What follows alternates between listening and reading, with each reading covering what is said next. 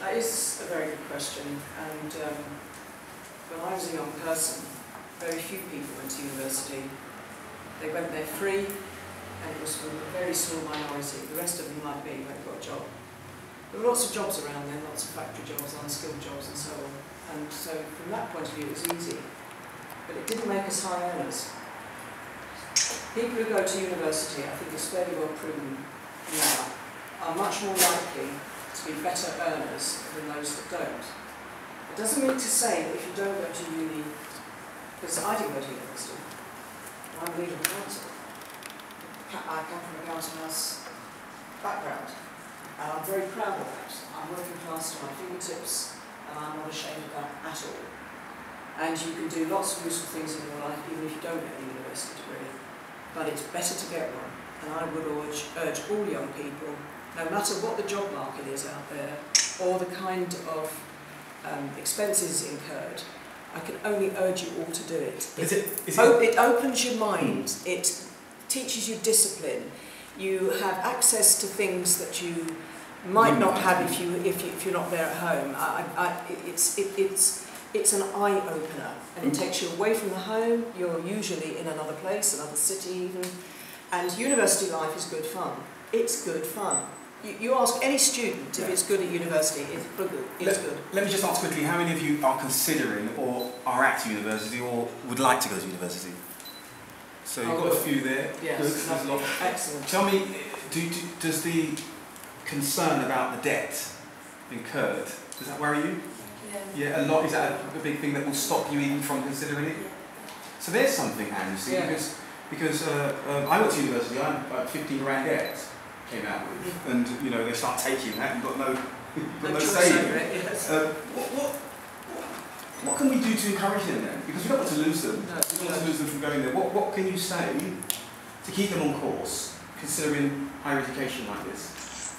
I think the thing to say here is lots of us get into debt for all sorts of reasons. Getting into debt because you've got an education is the best reason to get into debt.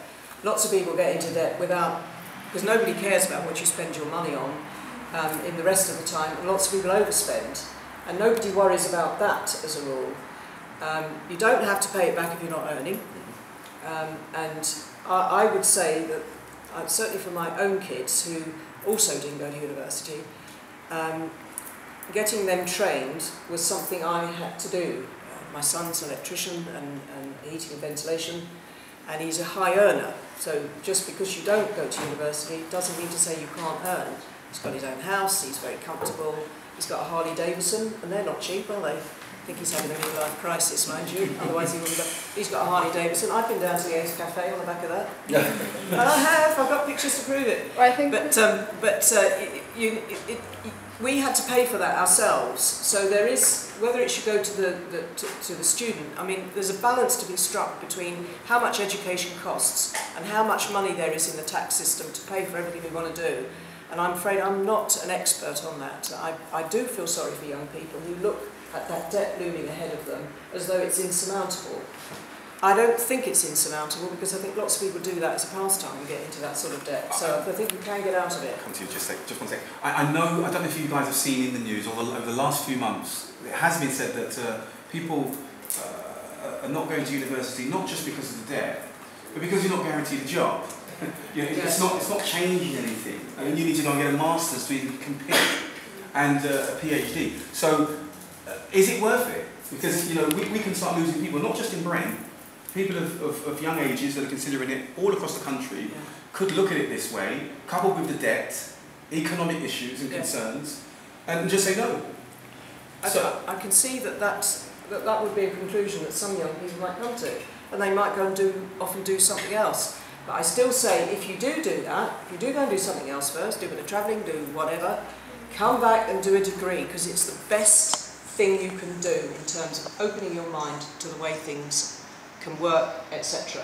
I do realise that there aren't the same jobs out there, and one of the things that sometimes concerns me is that people don't look always, I mean, the impetus in the last few years has been on getting a kind of qualification that will fit you to go in a city and get all this money and all the rest of it. That's a bubble that's burst, isn't it?